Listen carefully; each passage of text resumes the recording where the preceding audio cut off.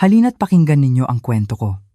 Isang gabi, malapit ng maghating gabi, pabalik-balik sa tabi ng desk ko ang matandang janitor. Walang imik, pero may kakaiba sa kanyang mga mata.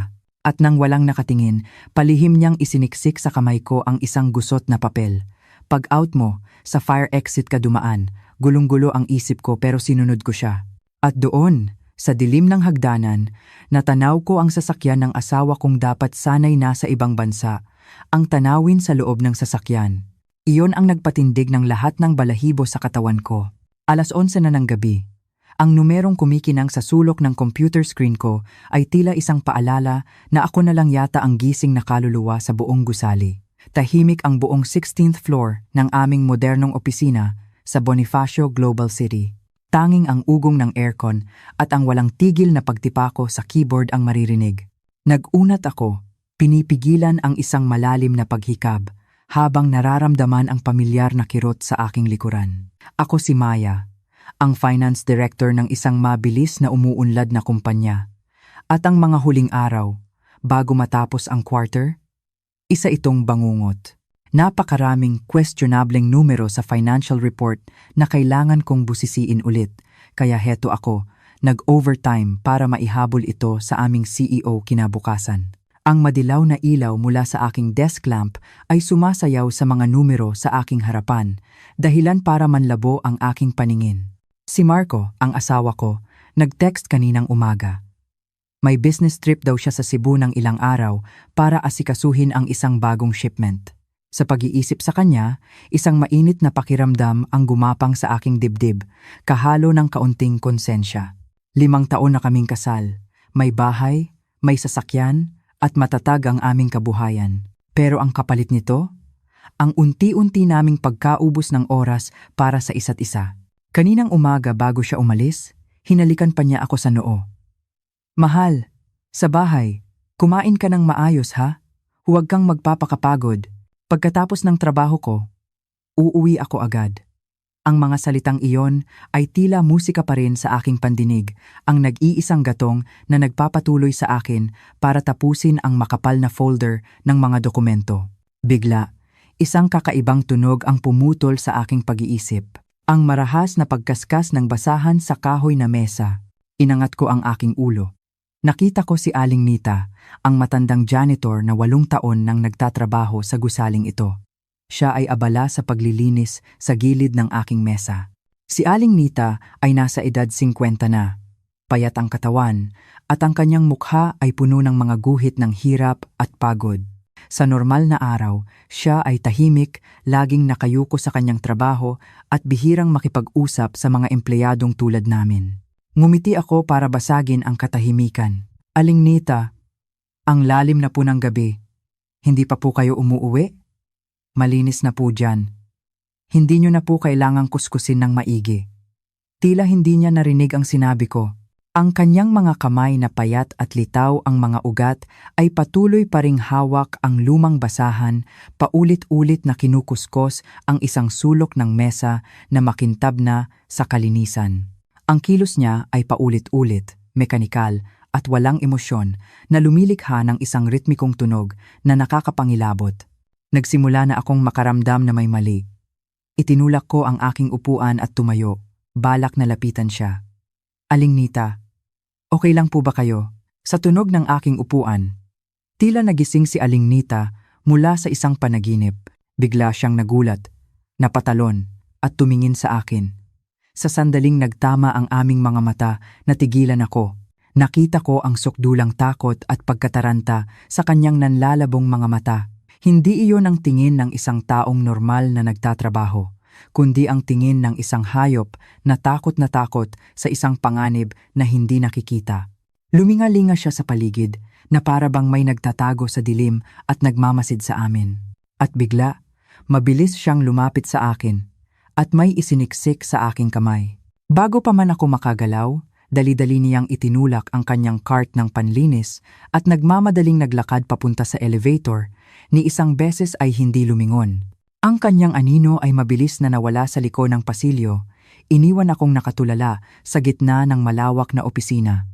Tumingin ako sa bagay na nasa aking kamay. Isang kapirasong papel, Basta na lang pinunit mula sa isang murang notebook at nilukot hanggang sa halos madurog. Biglang bumilis ang tibok ng aking puso. Ang kutob ng isang babae ay nagsasabing hindi ito simple.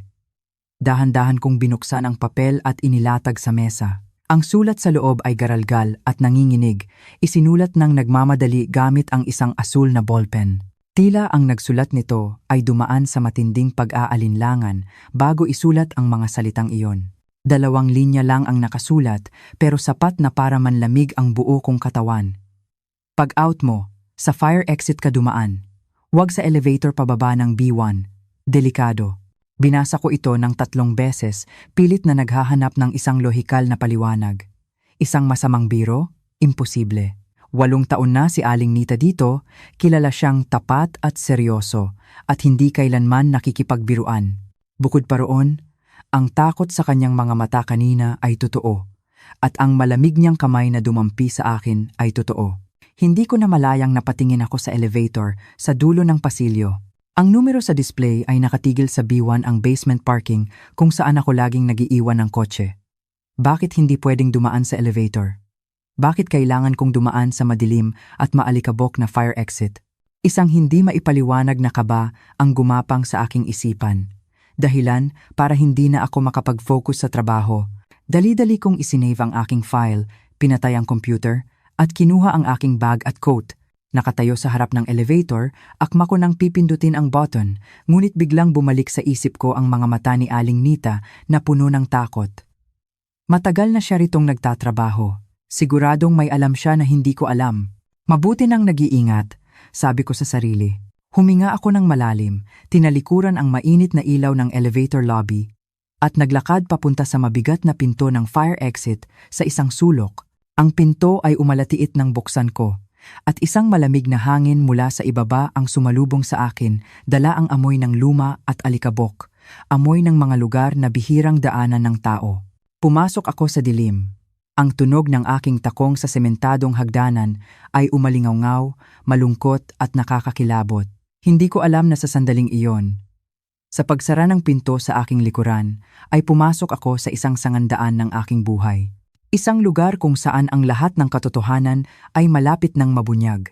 Madilim ang fire exit, tanging ang mahinang berdeng ilaw mula sa mga exit sign ang nagbibigay ng kaunting liwanag. Sobrang tahimik, kaya't naririnig ko ang malakas na kabog ng aking dibdib. Kumapit ako sa malamig na bakal na handrail, dahan-dahang bumababa sa bawat baitang. Karaniwan, takot ako sa dilim, ngunit ang kuryosidad at ang hindi maipaliwanag na kaba ay mas nangingibabaw. Pagdating ko sa pagitan ng first floor at basement 1, bigla akong nakarinig ng mga boses na nag-uusap mula sa ibaba. Agad akong huminto, sumiksik sa pader, at nagpigil ng hininga para makinig. Isang magaspang na boses ng lalaki ang umalingaw-ngaw. Sinabi ko na sa'yo, matanda ka. Huwag kang makialam sa hindi mo problema. Gawin mo lang ang trabaho mo. Kung gusto mo pang mabuhay, manahimik ka. Sumunod ang nanginginig na boses ni Aling Nita. Opo, alam ko po. Wala naman po akong sinasabi. Naglilinis lang po ako. Patawarin niyo na po ako. Umalis ka na! Huwag na huwag ko nang makikita ang pagmumukha mo sa lugar na to. Sigaw ng lalaki. Narinig ko ang nagmamadaling mga yapak ni Aling Nita papalayo at ang malakas na kalabog ng bakal na pinto. Nanigas ako sa aking kinatatayuan.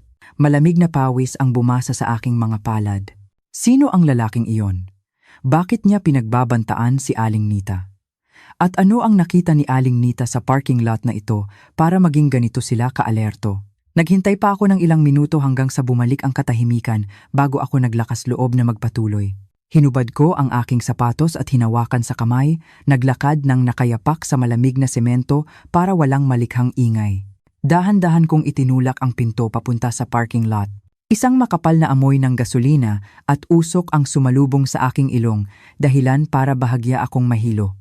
Ang parking lot ay halos walang tao, iilan na lang ang mga sasakyang naiwan. Ang kotse ko ay nasa Area C. Ngunit ang fire exit na ito ay diretso sa Area B, isang lugar na may mga blind spot sa CCTV at bihirang puntahan ng mga guwardiya. Balak ko sanang maglakad sa gilid ng mga poste para makarating sa Area C, kunin ang kotse at umuwi agad.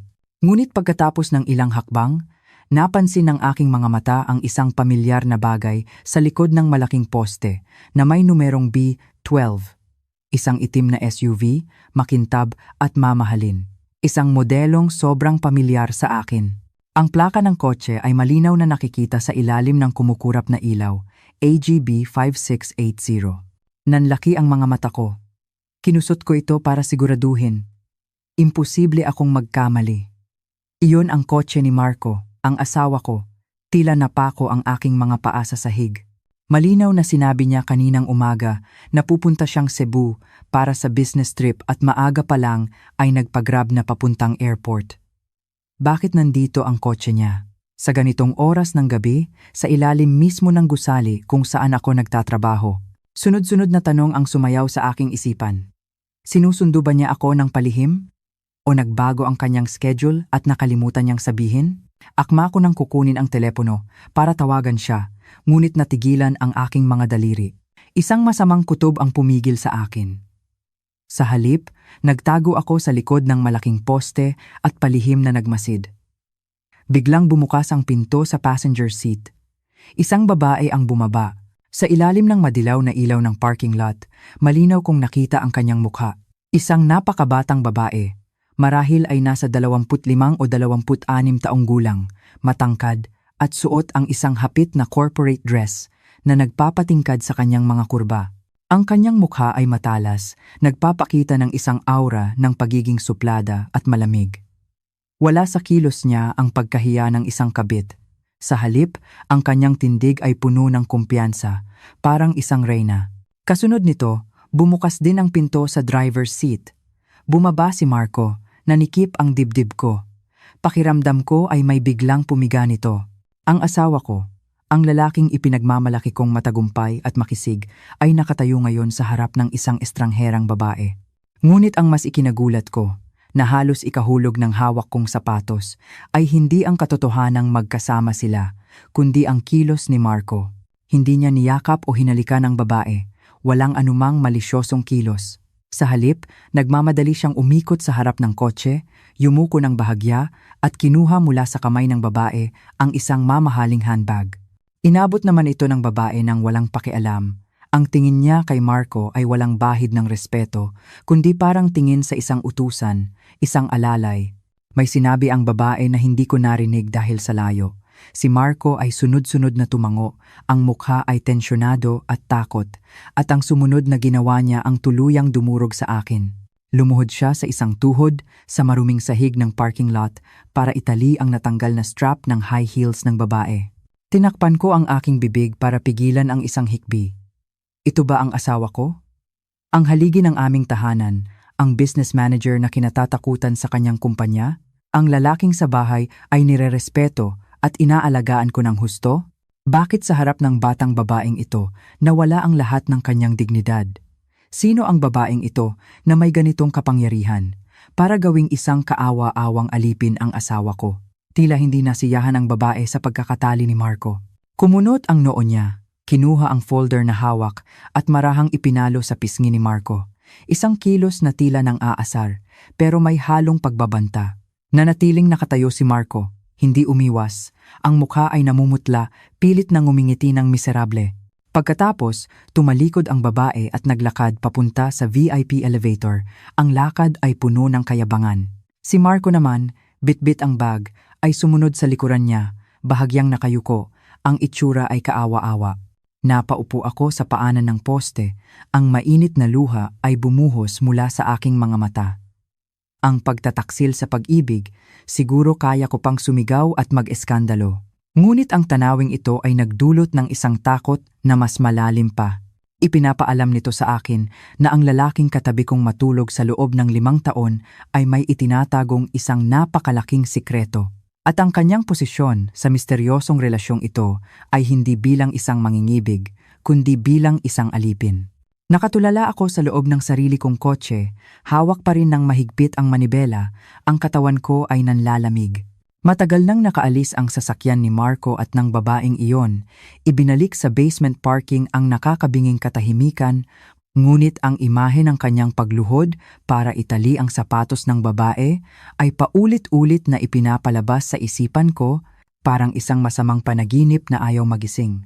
Biglang nag-vibrate ang telepono sa aking bag, sinira ang katahimikan. Umilaw ang screen, ipinapakita ang pangalang "Mahal ko" kasama ang isang bagong mensahe. Huminga ako ng malalim, pinipigilan ang pag-akyat ng asim sa aking lalamunan at binuksan ito. Kakalanding ko lang sa Cebu, mahal. Grabe, na-delay ang flight, pagod na pagod ako. Sa hotel na ako didiretso para matulog. Mag-ingat ka dyan sa bahay, ha? Ilock mo mabuti ang pinto bago matulog. I love you. Ang mga salitang puno ng pag-aalala. Kung kahapon ko lang ito natanggap, siguradong mapapangiti ako. Ngunit ngayon, bawat letra ay tila karayom na tumutusok sa puso ko. Kakalanding lang? Pagod? Samantalang kalalabas lang niya rito, ilang metro lang ang layo sa akin, ginagampanan ang papel ng isang kaawa-awang utusan para sa ibang babae. Napatawa ako, isang mapait at basag na tawa ang umalingaw-ngaw sa loob ng kotse. Hindi ako umuwi agad. Ang malawak na bahay na pinag-ipunan namin ng maraming taon ay biglang naging isang dayuhan at nakakatakot na lugar sa aking isipan. Nagpaikot-ikot ako sa mga tahimik na kalsada ng siyudad. Ang madilaw na ilaw ng mga poste ay tumatama sa salamin ng kotse, lumilikha ng mga anino sa aking tulalang mukha.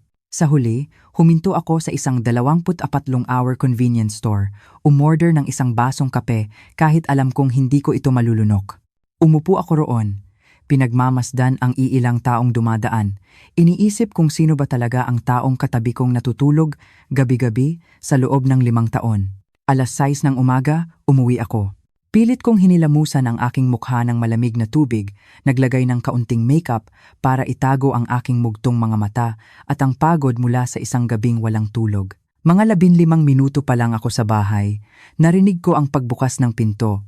Pumasok si Marco, hila-hila ang isang maliit na maleta, may malawak na ngiti sa kanyang mga labi tulad ng dati. "Mahal, umuwi na ako. Miss na miss kita." Ibinuka niya ang kanyang mga braso para yakapin ako. Agad akong napaatras ng isang hakbang, nanunuyo ang lalamunan. Nang makita ang kakaiba kong reaksyon, natigilan si Marco. May bahid ng pagkalito sa kanyang mga mata, ngunit mabilis itong napalitan ng pag-aalala. "Bakit, mahal? Pagod ka ba? O baka napuyat ka sa trabaho kagabi?" Medyo masakit lang ang ulo ko. Pilit kong nginitian bago hayaan siyang yakapin ako. Ang yakap niya ay kasing init pa rin ng dati, ang matipuno niyang dibdib na dati kong sandalan tuwing pagod ako. Ngunit sa pagkakataong ito, nang dumampi ang ilong ko sa kanyang coat, isang kakaibang amoy ang sumingaw na nagpasikip sa aking tiyan. Hindi ito ang matapang na pabango ng babae na karaniwang nababasa ko sa mga kwento ng kabit. Ito ay isang amoy ng mamahaling kahoy, may halong tabako, malamig, sopistikado, pero puno ng kapangyarihan. Ang amoy na naamoy ko nang dumaan ang batang babae sa parking lot kagabi. Ang amoy na ito ay hindi para sa isang maliit na kerida, ito ay para sa isang taong nasa itaas. Bumitaw si Marco sa yakap at masayang kinuha mula sa kanyang bag ang isang kahon ng regalo na maingat na binalot. "May pasalubong ako sa'yo." Nagmamadali ako kaya hindi na ako nakapili ng maayos. Nakita ko itong alampay. Bagay sa'yo kaya kinuha ko na. Tinanggap ko ang regalo, nanginginig ang kamay na binuksan ito. Isang malambot na silk na alampay, maganda ang kulay. Ngunit nang baliktarin ko ang kahon, nanigas ang aking mga mata. Isang sulok ng price tag na hindi natanggal ng maayos, naroon pa rin ang barcode ng isang malaking department store dito mismo sa Maynila, hindi isang duty-free shop o produkto mula Cebu. "Sa Mactan Airport mo ba ito nabili, mahal?" Tanong ko. Pilit na pinapanatili ang kalmadong boses. Sunod-sunod na tumango si Marco, walang anumang pag-aalinlangan. Oo, habang naghihintay ng boarding, nag-ikot-ikot muna ako. "Medyo mahal, pero kung gusto mo, okay lang." Tumango ako, hinigpitan ang hawak sa alampay. "Salamat, mahal. Ang ganda." "Sige, maliligo muna ako." "Ang laggit ko na," sabi ni Marco at dinala ang maleta sa aming kwarto. Iniwan akong nakatayo na parang estatwa sa sala. Hinintay ko ang tunog ng tubig mula sa banyo bago ako nakahinga ng maluwag. Ang buo kong katawan ay nanginginig. Dahan-dahan akong naglakad papunta sa maleta na iniwan niya sa kama. Hinalughog ko ang bawat bulsa, naghahanap ng boarding pass o resibo ng hotel, mga bagay na madalas niyang basta na lang iniiwan. Pero wala akong nakita. Ang maleta ay walang laman, maliban sa ilang damit na maayos na nakatupi na para bang hindi kailanman naisuot. Napako ang tingin ko sa kanyang telepono na nasa ibabaw ng mesa. Karaniwan, may tiwala kami sa isa't isa. Alam ko ang password niya at alam niya ang sa akin. Kinuha ko ang telepono, nanginginig ang mga daliring tinipa ang aming anniversary. Password. Incorrect. Isang malamig na pulang mensahe ang lumitaw. Natigilan ako. Sinubukan ko ulit, ang birthday naman niya. Mali pa rin. Nagpalit si Marco ng password. Ang maliit na kilos na ito ay parang isang malakas na kalabog ng kandado na tuluyang nagsara sa huling pinto ng tiwala sa pagitan namin. Hindi lang siya nagsisinungaling, nagtatayo na rin siya ng isang matibay na pader para itago ang madilim na sikreto sa likod nito. Tumigil ang agos ng tubig sa banyo. Dali-dali kong ibinalik ang telepono sa dati nitong lugar. Ang puso ko ay kumakabog na parang gustong lumabas sa aking dibdib. Alam ko, mula sa sandaling ito, hindi na ako ang asawang pinakamamahal. Ako ay isang manonood na napilitang panoorin ang isang napakapangit na dula na ginagampanan ng aking sariling asawa. Kinabukasan, pumasok ako sa opisina na may maitim na bilog sa ilalim ng mga mata, maingat na tinakpan ng makapal na foundation. Ang paligid sa opisina ay abala at maingay tulad ng dati. Ang tunog ng mga keyboard, ng printer, at ang masayang tawanan ng aking mga kasamahan. Ngunit para sa akin, lahat ng ingay na iyon ay tila nanggagaling sa ibang mundo, malayo at hindi totoo. Ang unang ginawa ko pagdating sa 16th floor ay hindi umupo sa aking pwesto, kundi hanapin ang anino ni Aling Nita. Kailangan ko siyang makausap, kailangan kong malaman ang lahat tungkol sa papel at sa nakita ko kagabi. Ang pamilyar na cart ng panlinis ay nasa sulok pa rin, ngunit ang nakatayo roon ay isang batang babae na hindi ko kilala, suot ang maluwag na uniforme. Naglakad ako palapit, pilit na pinapanatili ang normal na tono. "Hi miss, excuse me. Hindi ba pumasok si Aling Nita ngayon?" Tumingin sa akin ang dalaga na may pagtataka. "Ay, si Nanay Nita po ba? Yung dating janitor?" Bigla po siyang nag-leave, ma'am. Nag-leave? Tila may kumurot sa puso ko. Bakit biglaan? Okay naman siya kahapon Nagkibit balikat ang dalaga habang pinipiga ang mop. Hindi ko rin po alam. Tinawagan lang po ako ng supervisor kaninang umaga para pumalit. Tumawag daw po si Nanay Nita na may emergency sa pamilya. 3 araw daw po siyang mawawala. Pero narinig ko po sa mga kasama ko, nanginginig daw po ang boses niya. Parang may kinatatakutan. Kinatatakutan? Pag-uusis ako, nagsisimula ng mamasa ang aking palad. Ang narinig ko lang po, parang may nagawang gulo yung anak niya sa probinsya. Baka utang o ano. Sige po ma'am. Magtatrabaho na po ako. Baka pagalitan ako ng supervisor.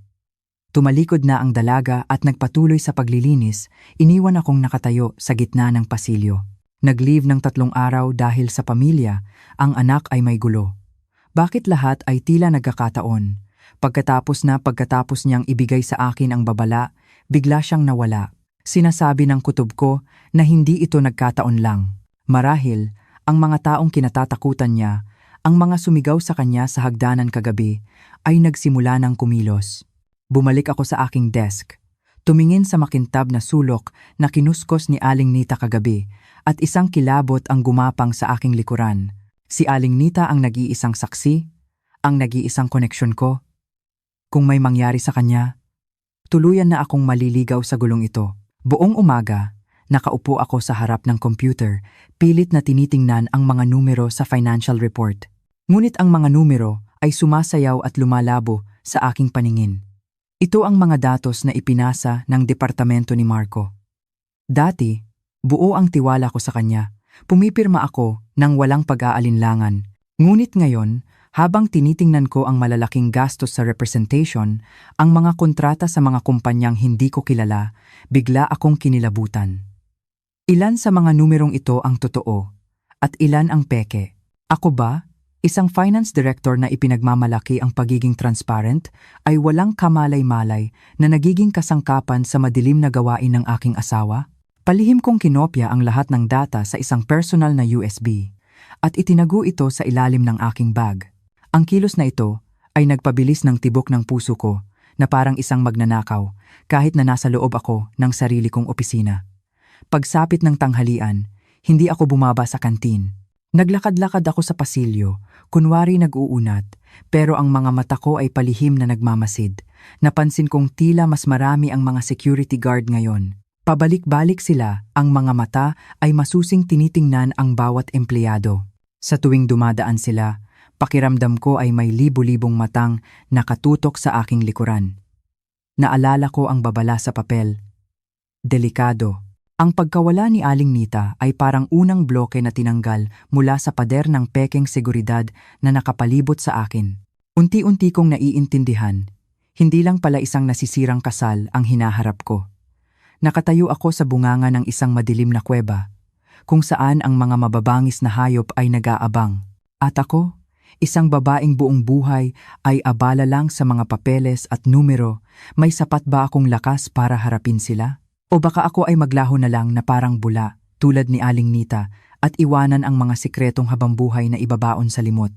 Hindi ako mapakali sa opisina. Pakiramdam ko, bawat kilos ko ay may nagmamasid. Ang dating pamilyar na lugar ay naging isang hawla na puno ng mga matang mapanuri. Parang ako'y isang isdang lumalangoy sa gitna ng mga pating, hindi alam kung sino ang kakampi at sino ang kalaban, para akong bumabangga sa isang pader ng katahimikan sa tuwing susubukan kong magtanong. Ang biglaang pagkawala ni Aling Nita at ang mga palusot ni Manong Hilario sa security ay malinaw na mensahe. May isang puwersang kumikilos para pagtakpan ang lahat at ako ay nasa gitna nito. 3 araw ang lumipas na parang 3 siglo. Bawat araw, umaasa akong makita si Aling Nita, pero wala. Nagsisimula na akong mawalan ng pag-asa, iniisip na baka tuluyan na siyang tinakot para manahimik. Ngunit isang umaga, habang naghihilamos ako sa banyo para gumaan ang pakiramdam, narinig ko ang pamilyar na tunog ng pag-flush at ang marahang pagtulak ng cart. Bumukas ang pinto ng cubicle sa dulo. Lumabas si Aling Nita, ang mukha ay mas humpak kaysa dati, ang mga mata ay mas lumalim pa sa pagod at takot. "Aling Nita!" bulong ko. Halos mapatakbo ako para yakapin siya sa sobrang tuwa at kaba. Nagulat si Aling Nita, nabitawan ang hawak na bote ng panlinis. Kumalabog ito sa sahig, tumingin siya sa akin at ang takot ay muling bumalik sa kanyang mga mata. Akma siyang tatakbo pabalik sa cubicle. Mabilis kong hinarangan ang pinto, ang boses ko ay naghahalo ang pagmamakaawa at pagiging desidido. "Huwag po kayong umalis, parang awa nyo na. Sabihin niyo po sa akin kung ano ang nangyayari. Ano po ang nakita ninyo nung gabing iyon? Bakit niyo po ako pinadaan sa fire exit?" Nanginginig si Aling Nita, ang kanyang mga labi ay gumagalaw pero walang lumalabas na salita. Lumingalinga siya sa pinto ng banyo at bumulong, ang boses ay paos. "Ma'am, wag na po kayong magtanong. Lalo lang po kayong mapapahamak. Patawarin niyo na po itong matanda. Hindi po ako pwedeng manahimik lang." Hinawakan ko ang kanyang magaspang na kamay. Ramdam na ramdam ko ang panginginig nito. "Asawa ko po, yung sasakyan na yon. Sa asawa ko po yun." Namuo ang luha sa aking mga mata. "Aling Nita, babae rin po kayo. May anak din po kayo. Kung ang anak niyo po ang nasa panganib, manonood lang po ba kayo? Nagmamakaawa po ako sa inyo." Sa pagbanggit ko sa kanyang anak, biglang lumambot ang mga mata ni Aling Nita. Napuno ito ng luha, nanahimik siya ng matagal, at isang malalim na buntong hininga ang kanyang pinakawalan sa loob ng maliit na banyong amoy kemikal. "Sige po," mabilis niyang sabi. Ang boses ay halos hindi marinig. "Pumunta po kayo sa rooftop, mamayang 12:00 ng tanghali, kapag kumakain na ang lahat. Hindi po tayo pwedeng mag-usap dito, baka may makarinig." Pagkasabi noon, binawi niya ang kanyang kamay, yumuko, at mabilis na itinulak ang kanyang cart palabas. Iniwan akong nakatayo roon. Ang puso ay kumakabog sa kaba at pag-asa.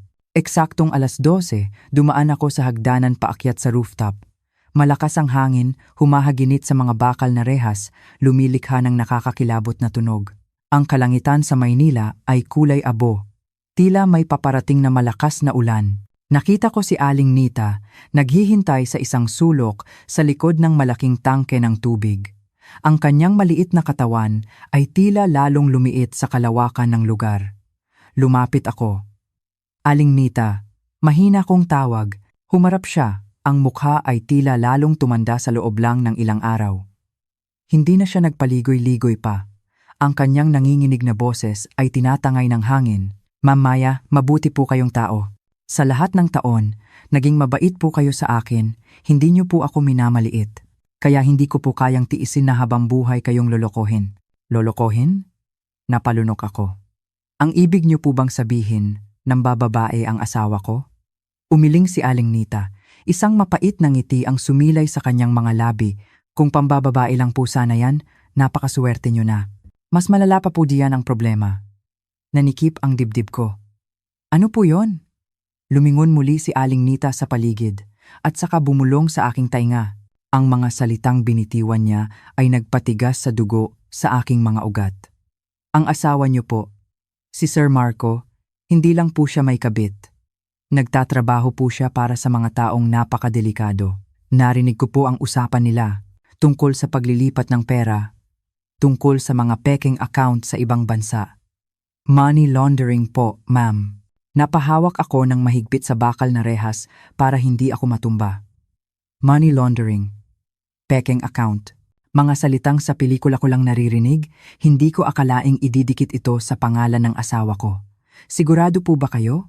Baka po nagkamali lang kayo ng dinig, sabi ko, pilit na kumakapit sa natitirang hibla ng pag-asa. Hindi po ako nagkakamali. Buong diin ni Aling Nita, ang kanyang mga mata ay nag-aapoy sa galit at sakit. Paano po ako magkakamali? Dahil ang anak ko, si Paulo, nabasag ang kanyang boses, at ang luha ay bumuhos sa kanyang pisngi. Dati po siyang driver ng asawa niyo. Nadamay po siya sa gulong yan. Ngayon, nakakulong po siya, sinasalo ang kasalanan ng iba. 25 anyos pa lang po ang anak ko, ma'am. Ang iyak ni Aling Nita ay humalo sa haginit ng hangin, tila pinupunit ang aking puso. Nakatayo akong parang bato. Nakatingin sa maliliit na gusali sa ibaba, pakiramdam ko ay nasa bingit ako ng isang bangin. Ang pagtataksil pala ni Marco ay hindi lang sa pag-ibig, ipinagbili na niya ang kanyang kaluluwa sa demonyo. At ako, ang kanyang asawa, ay natutulog pala gabi-gabi sa tabi ng isang kriminal nang walang kaalam-alam. Ang hangin sa rooftop ay malakas, ngunit ang nararamdaman kong lamig ay nagmumula sa kaibuturan ng aking puso. Hinugot ni Aling Nita mula sa bulsa ng kanyang kupas na jacket ang isang lumang keypad phone, isang Nokia, nabakbak na ang pintura at malabo na ang screen. Maingat niyang inabot ito sa akin. Pakinggan niyo po ito, sabi niya. Ang boses ay garalgal. Ito po ang nakuha ng anak ko bago siya ikulong. Sabi niya, itago ko raw ito. Ito raw ang anting-anting niya. Kinuha ko ang telepono at sa ilalim ng recordings, may iisang file lang. Pinindot ko ang play. Isang maingay na tunog ang una kong narinig. May halong ugong ng hangin at mga busina ng sasakyan. At bigla, isang boses ang narinig ko na nagpatigil sa tibok ng aking puso. Boses ni Marco. Ngunit hindi ito ang malambing at mainit na boses na naririnig ko gabi-gabi. Ang boses sa recording ay malamig, tiyak at puno ng kalupitan na hindi ko kailanman narinig. Handa na ba yung account sa Singapore? Itong huling shipment, kailangang malinis yan. Ang pera galing sa puso ng Pag-asa Foundation, hahati-hatiin yan. Tandaan mo, kailangang labhan ng mabuti bago ipasok sa kumpanya. Isang mas batang boses ang sumagot, puno ng takot. Pero Sir Marco, masyadong malaki ang pera. Paano kung mabulatlat tayo? Takot po ako. Isang maikli at matalas na tawa ang pinakawalan ni Marco. Takot? Saan? Ayos na ang lahat ng papeles. At sa accounting, nandoon ang asawa ko. Buo ang tiwala nun sa akin. Papeles lang, pipirmahan niya agad yan, hindi man lang binabasa? Kung pumutok man to, siya ang unang sasalo ng bala. Tayo? Malayo na tayo. Nabitawan ko ang telepono, nahulog ito sa sementadong sahig, nabingi ako. Ang malulupit na salitang iyon ay umuugong sa aking isipan, paulit-ulit na parang isang sirang plaka. Siya ang unang sasalo ng bala. Pala, Sa mata ng asawa kong minahal at pinagkatiwalaan ko, isa lang pala akong piyesa sa kanyang laro, isang panangga, isang taong isasakripisyo para iligtas ang sarili niya. Hindi lang niya ako pinabayaan, inihanda na niya ang daan para ako ang makulong kapalit niya. Napaupo ako sa sahig, tinakpan ang aking mukha, ang mainit na luha ay dumadaloy sa aking mga daliri. Ang sakit ng pagtataksil ay sumasakal sa akin, hindi ako makahinga. Pinulot ni Aling Nita ang telepono at itinago ito. Umupo siya sa tabi ko. Ang kanyang magaspang na kamay ay marahang tumatapik sa aking balikat. Si Paulo po, narinig niya yan. Balak niya sanang magsumbong sa pulis, pero naunahan siya. Ginawan po siya ng kaso, pagnanakaw daw sa kumpanya. Tinakot pa po kaming papatayin kung hindi aaminin ang kasalanan. Ngayon, nasa bilibid na po siya. Humigpit ang hawak ni Aling Nita sa aking kamay. Ma'am Maya, may pinag-aralan po kayo. Kailangan niyo pong iligtas ang sarili niyo. Huwag po kayong papayag na sirain din nila ang buhay niyo. Si Sir Marco, hindi na po siya tao. Tumingala ako sa kulay abong kalangitan. Tama si Aling Nita. Hindi ako pwedeng sumuko ngayon. Ang katotohanan ay masakit, pero malinaw na. Ang lalaking tinawag kong asawa ay isang demonyong nagbabalat kayong tao. At ngayon, kailangan kong lumaban hindi para sa pag-ibig na patay na, kundi para sa aking kalayaan at sa aking buhay. Umalis ako sa opisina na parang kaluluwang ligaw. Hindi ako umuwi. Sa halip, nagmaneho ako papunta sa law office ng best friend ko sa Makati. Si Katrina ang matalik kong kaibigan mula pa noong kolehiyo.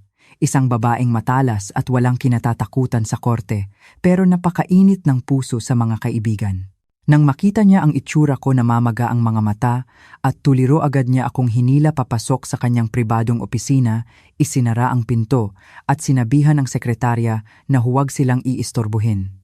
Naupo ako sa sofa at nanginginig kong ikinuwento ang lahat mula sa papel ni Aling Nita, sa tanawin sa parking lot hanggang sa nakakakilabot na recording na narinig ko sa rooftop. Habang nagsasalita ako, ang mukha ni Katrina ay unti-unting naging seryoso at malamig na parang bato. Nang matapos ako, isang nakakabinging katahimikan ang bumalot sa silid. Tumayo si Katrina, nagpabalik-balik sa loob ng opisina. Ang tunog ng kanyang takong sa sahig ay parang tunog ng isang bombang malapit ng sumabog. Huminto siya sa harap ko, ipinatong ang dalawang kamay sa aking mga balikat at tinitigan ako ng diretso sa mata. Maya, pakinggan mo ako. Seryoso niyang sabi. Sobrang seryoso nito. Mas seryoso kaysa sa inaakala mo. Kumuha siya ng isang folder mula sa kanyang mesa. Ikaw ang finance director. Ikaw ang legal na asawa.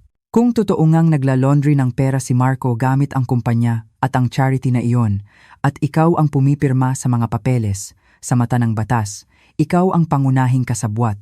Pero hindi ko alam. Niloko niya ako. Sigaw ko sa gitna ng pag-iyak. Umiling si Katrina. Ang boses niya ay matigas pero puno ng pag-aalala. Ang batas ay tumitingin sa ebidensya, Maya, hindi sa luha. Kapag sumabog ito, siguradong ituturo ka ni Marco. Sasabihin niyang ikaw ang nag-uutos sa kanya, na ikaw ang utak ng lahat dahil hawak mo ang pananalapi. Dahil sa posisyon mo at sa mga pirma mo, napakahirap mong makalusot. Sa pinakamababa, mauubos ang lahat ng ari-arian mo. Sa pinakamalala, 15 hanggang 20 anyos sa kulungan. Nanlamig ang buo kong katawan. Akala ko, biktima lang ako ng isang pagtataksil sa pag-ibig. Hindi ko akalain na nakatayo na pala ako sa harap ng selda. So, anong gagawin ko? Trina, mag-report na ba ako sa pulis? Huwag na huwag, mabilis niyang sagot. Sa ngayon, wala ka pang matibay na ebidensya. Ang recording ni Aling Nita ay mahina sa korte at madali nilang sasabihing gawa-gawa lang. Kapag nag-report ka ngayon, agad nilang sisirain ang lahat ng ebidensya, ililipat ang pera at papatahimikin ang mga saksi. Naupo siya sa tabi ko at bumulong. Kailangan mong maging kalmado. Babalik ka sa bahay na yan. Arte ka na parang normal, na parang walang nangyari. Mula ngayon, ang misyon mo ay hanapin ang totoong ebidensya, ang master files, ang listahan ng mga peking account o ang tunay na daloy ng pera. Hinawakan niya ng mahigpit ang aking kamay. Maya, alam kong parang impyerno ang pinapagawa ko sa iyo. Ang manirahan kasama ang taong nagtraidor At gustong sumira sa'yo ay isang torture. Pero wala ka ng ibang pagpipilian. Para sa mga magulang mo sa probinsya, para sa kinabukasan mo, kailangan mong magtiis. Tumingin ako sa mga mata ni Katrina. Naalala ko ang mga magulang ko, mga magsasakang simple lang ang pangarap para sa akin. Kung makukulong ako, paano na sila? Pinunasan ko ang aking luha. Tumango ako. Naiintindihan ko. Gagawin ko. Hahanapin ko ang ebidensya para siya ang makulong, hindi ako. Ngumiti si Katrina. Good. Tandaan mo, mula sa sandaling ito, hindi ka na asawa ni Marco. Isa kang espiya sa sarili mong tahanan. Bawat kilos, bawat salita, dapat maingat. Tumawag ka agad sa akin kapag may bago kang nalaman. Pag-alis ko sa opisina ni Katrina, padilim na. Ang dating tahanan namin ay naging isang entablado para sa pinakamahirap na pagganap ng buhay ko. Pagdating ko, naroon si Marco, nanonood ng TV. Ngumiti siya at sinalubong ako. Mahal, pagod ka? Ipinagluto kita ng paborito mong sinigang. Niyakap niya ako. Bawat yakap niya ay parang kagat ng ahas. Bawat halik niya ay lasang-lason. Pero tiniis ko. Ngumiti ako pabalik. Salamat mahal. The best ka talaga. Habang kumakain kami, pinagmamasdan ko siya. Ang kanyang mga mata ay malambing pa rin. Ang kanyang ngiti ay mainit pa rin. Kung hindi ko lang narinig ang recording, maniniwala pa rin akong ako ang pinakamasayang babae sa mundo. Mahal. Baka kailangan ko ulit umalis para sa business trip. Bigla niyang sabi. Kailangan sa bagong project sa Mindanao. Agad? Kakauwi mo lang ah? Sabi ko, pinipigilan ang panginginig ng boses. Ganoon talaga, mahal. Babawi ako sa'yo, promise. Magborakay tayo pagkatapos nito. Ngumiti siya. Tumango lang ako, pilit na ngumingiti habang ang puso ko ay unti-unting nadudurog. Nang gabing iyon, habang naliligo si Marco, dali-dali kong nilapitan ang kanyang briefcase. Binuksan ko ito ng maingat. Mga papeles, mga kontrata, walang kakaiba. Ngunit sa isang maliit na bulsa, may nakita akong pangalawang telepono. Sinubukan kong buksan, walang password. Binuksan ko ang messages at call logs. Walang laman, ang contacts, iilan lang. Malinis, sobrang linis na nakakapagduda. Isang taong kasing abala niya, imposibleng ganito kalinis ang telepono, maliban na lang kung binubura niya ang lahat pagkatapos gamitin. Binuksan ko ang photo gallery. Walang laman din. Ngunit nang buksan ko ang trash folder, may isang litratong hindi pa tuluyang nabubura. Ito ay isang litrato ng isang sulat kamay na listahan mga pangalan na hindi ko kilala at mga numero na may katabing $sign umaabot sa milyon-milyon. Hindi ko pa natitingnan ng maigi. Narinig kong tumigil ang tubig sa banyo. Sa sobrang taranta, mabilis kong pinatay ang screen, isinilid ang telepono pabalik sa bulsa, isinara ang briefcase at tumakbo papunta sa kama. Kumuha ng libro at nagkunwaring nagbabasa. Bumukas ang pinto ng banyo. Lumabas si Marco, nakangiti. Hindi ka pa inaantok, mahal? Hindi pa. Tatapusin ko lang itong chapter, sabi ko. Hindi inaalis ang tingin sa libro kahit na ang mga letra ay nagsasayaw na sa aking paningin. Humiga siya sa tabi ko at niyakap ako mula sa likuran. Nanigas ang buo kong katawan sa yakap niya. Ang dating nagbibigay sa akin ng kapanatagan ay ngayon, nagdudulot na ng sukdulan na pandidiri. Nakahiga ako sa tabi niya. Alam na ang kama naming dati pugad ng pagmamahalan ay naging pugad na ngayon ng isang ahas. Makalipas ang 2 araw, muling nagpaalam si Marco na aalis para sa isang business trip. Ang bahay ay muling naging malawak at tahimik. Ngunit sa pagkakataong ito, hindi kalungkutan ang naramdaman ko, kundi isang matinding pag-asa. Ito na ang pagkakataong hinihintay ko. Bago siya umalis, napansin kong naiwan niya ang kanyang personal na laptop sa bahay. Siguro dahil sa pagmamadali, o siguro dahil sa pag-aakalang hindi ko kailanman papakialaman ang mga gamit niya. Ito ang laptop na palagi niyang daladala. Ang kanyang mundo, ang itinatago niyang baul ng mga sekreto. Hinatid ko siya sa pinto, nagpanggap na malungkot, hinalikan siya sa pisngi na parang wala akong ibang nararamdaman kundi pagmamahal. Ngunit sa sandaling sumarado ang pinto, para akong isang sundalong sumusugod sa giyera, hinintay ko hanggang hating gabi, nang sigurado akong mahimbing na ang tulog ng buong mundo. Isinara ko ang lahat ng kurtina, at nagbukas lang ng isang maliit na desk lamp. Kinuha ko ang laptop. Sa pagbukas nito, isang password screen ang sumalubong sa akin. Huminga ako ng malalim. Sinubukan ko ang anniversary namin. Mali. Sinubukan ko ang birthday niya, ang birthday ko. Mali pa rin. Isang babala ang lumabas. 3 subok na lang at tuluyan na itong makilak. Malamig na pawis ang nagsimulang tumulo sa aking noo. Si Marco ay isang taong maingat at may pagkasentimental. Kung hindi masayang araw, marahil ay isang malungkot na alaala. Bigla kong naalala ang kanyang ina. Namatay ito noong 18 taong gulang pa lang si Marco. Iyon ang pinakamalaking dagok sa buhay niya. Ikinuwento niya sa akin na sa araw na iyon, isinumpa niyang yayaman siya para wala nang mangmamaliit sa kanya. Pumikit ako at pilit na inalala ang petsa ng death anniversary ng biyenan ko. July 15. Nanginginig kong tinipa ang mga numero. Enter. Umikot ang screen. At bumukas ang windows. Napabuga ako ng hininga. Parang isang taong nalulunod na biglang nakaahon. Siya pa rin pala si Marco, ang anak na mapagmahal at puno ng pangarap. Ngunit ang pangarap na iyon ay naging isang bangungot. Hindi na ako nag-aaksaya ng panahon. Hinalungkat ko ang mga folder. Sa unang tingin, puro mga normal na dokumento lang. Ngunit sinasabi ng kutob ko na ang pinakamahalagang bagay ay hindi basta-basta inilalantad. Binuksan ko ang settings para ipakita ang mga hidden files. Isang folder na malabo ang kulay ang biglang lumitaw sa Drive D. Backup Files 2024. Nag-double-click ako. Isang bagong window ang bumukas, puno ng mga Excel files na may mga pangalang mahirap intindihin. Pusong Pag-asa, Flow, Cleaned, Assets, Profit, Share. Pinuksan ko ang Pusong Pag-asa. Bumungad sa akin ang isang detalyadong spreadsheet ng pera na pumapasok at lumalabas sa isang charity na tinatawag na Puso ng Pag-asa Foundation. Ito ang charity na madalas suportahan ng kumpanya ni Marco. Ipinagmamalaki ko pa noon na ang asawa ko ay tumutulong sa mga bata sa kabundukan.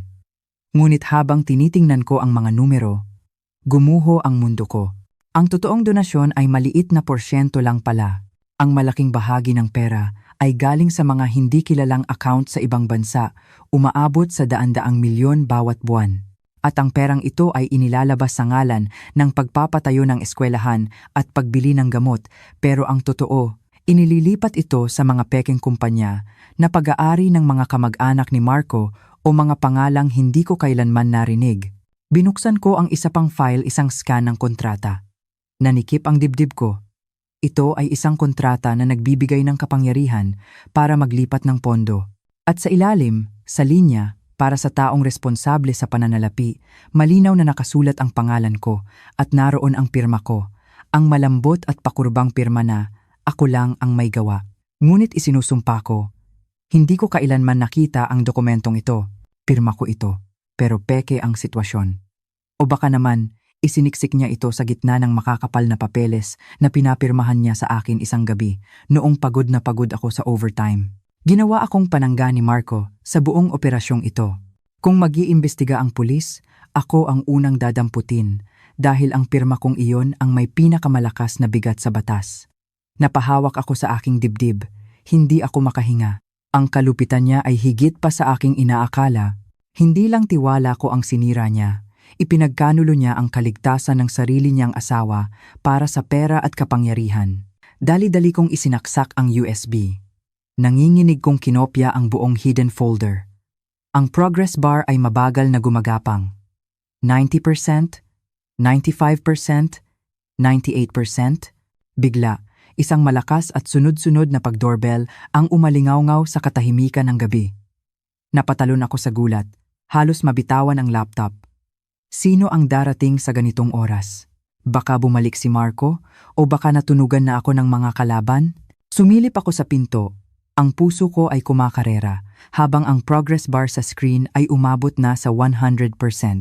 Dali-dali kong hinugot ang USB, isinara ang palad ko sa paligid nito at itinapon ang laptop sa sofa. Ngunit sa pagmamadali ko, natabig ko ang baso ng tubig sa mesa. Bumuhos ang tubig sa keyboard. Kumislap ang screen at biglang namatay. Kasabay noon, bumukas ang pinto. Si Marco. Nakatayo siya sa may pintuan, bit-bit pa ang kanyang briefcase. Ang kanyang mga mata ay matalas na tumingin sa paligid, sa nagkalat na basag na baso at huminto sa laptop na basang-basa ng tubig. "Anong ginagawa mo?" tanong niya. Ang boses ay malamig at puno ng pagdududa. Tumayo ako, nanginginig. Ang mukha ko ay parang papel sa putla. "Sorry, nauuhaw ako. Kukuha sana ako ng tubig, pero nadulas ako." Hindi siya nagsalita. Dahan-dahan siyang lumapit sa mesa. Tinitigan niya ang itim na screen ng laptop at saka tumingin sa akin. Ang mga mata niya ay hindi na ang mga mata ng mapagmahal kong asawa. Ito ay mga mata ng isang hayop na sinusuri ang kanyang biktima. "Hating gabi na? Pumasok ka sa opisina ko para uminom ng tubig?" tanong niya. Ang boses ay mahinahon, pero puno ng pagbabanta. "Nakita kong naiwan mo ang laptop mo. Ililigpit ko sana." Pilit kong dinugtong ang mga salita. "Bakit ka umuwi?" Akala ko ba? Hindi niya sinagot ang tanong ko. Kumuha siya ng tissue at dahan-dahang pinunasan ang tubig sa laptop. Ang bawat kilos niya ay mabagal, na parang sinasadyang pahirapan ang paghinga ko. Na-cancel ang flight. Bumalik ako para kumuha ng ilang dokumento, sabi niya. Ang mga mata ay nakatitig pa rin sa laptop. "Binuksan mo ba?" Nanigas ang puso ko. Ito ang tanong na maglalagay sa akin sa alanganin. "Hindi. Hindi ko naman alam ang password mo," sagot ko. Pilit na pinapanatili ang inosenteng tingin. "Isasara ko na sana nang matapon ko ang tubig." "Nasira ba?" "Ipaayos ko bukas, babayaran ko." Nanahimik siya ng matagal. Ang kanyang mga mata ay parang kutsilyong humihiwa sa aking kaluluwa. Tinitimbang niya kung nagsasabi ako ng totoo. Sa huli, isinara niya ng malakas ang laptop. "Wag na, sira na to. Ako na ang magpapaayos. Sa susunod, wag mong papakialaman ang mga gamit ko." Tumalikod siya at lumabas ng silid. Ngunit bago pa man, lumingon siyang muli. Ang mga mata ay puno ng hinala. Naiwan akong nakatayo. Ang pawis ay tumutulo sa aking likod. Alam ko, ang palusot ko ay hindi sapat. Isang butil ng pagdududa ang naitanim na sa isipan niya. Mula sa gabing ito, mas magiging maingat na siya. At ako, sa loob ng sarili kong tahanan, ay opisyal nang naging isang bilanggong binabantayan. Kinabukasan, umalis si Marco ng maaga, dala-dala ang sirang laptop. Hindi siya nagpaalam, walang halik, tanging isang malamig na hangin ang iniwan niya sa aming tahanan. Pagdating ko sa opisina, ramdam ko ang bawat mata na nakatitig sa akin. Ang pakiramdam na binabantayan ako ay sumusunod sa akin kahit saan. Sa loob ng banyo, nakita ko ang isa na namang piraso ng papel na isiniksik sa likod ng lalagyan ng tissue. Sulat kamay ni Aling Nita. "May nag-iimbestiga sa'yo. Mag-ingat ka. Huwag kang magtitiwala kahit kanino." Alam kong tama si Aling Nita. Hindi ako pwedeng maghintay na lang na parang isang tupa na dinadala sa katayan. Kailangan ko ng isang ligtas na lugar. Isang kanlungan na hindi kailanman maiisip ni Marco at ng kanyang mga kasama. Pagkatapos ng trabaho, hindi ako umuwi. Sumakay ako ng taxi papunta sa isang siksikang lugar sa Quezon City, isang lugar na puno ng mga apartment na nirerentahan ng mga estudyante at mga manggagawa. Ang lugar ay maingay at magulo, malayong malayo sa malinis at tahimik naming condominium sa BGC. Ngunit ang kaguluhang ito ang nagbigay sa akin ng kakaibang pakiramdam ng seguridad. Nakahanap ako ng isang maliit na kwarto sa ikalawang palapag. 15 metro kwadrado lang siguro, bakbak na ang pintura sa pader.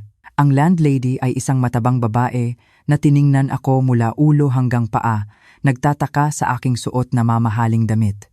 "Para kanino yung uupahan?" "Mukhang hindi ka naman bagay dito, Ineng. Para po sa kapatid ko galing probinsya." "Magre-review po para sa board exam," mabilis kong sagot, sabay abot ng perang inihanda ko na. Bayad na po ang 3 buwang upa at deposito.